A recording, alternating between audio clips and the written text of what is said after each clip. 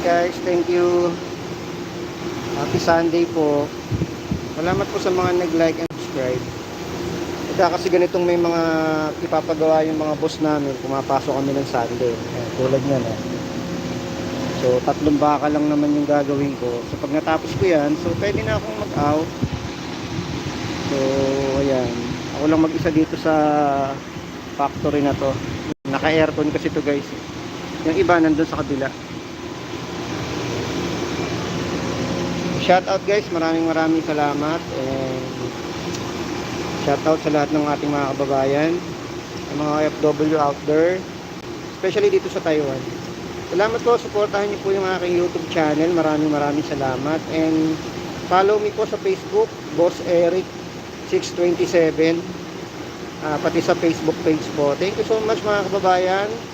Salamat po sa inyong mga suporta. Shout out po sa lahat ng mga nag-subscribe, sa mga bagong friends natin dyan. God bless po, saludo po. Salamat po ng marami. Thank you guys.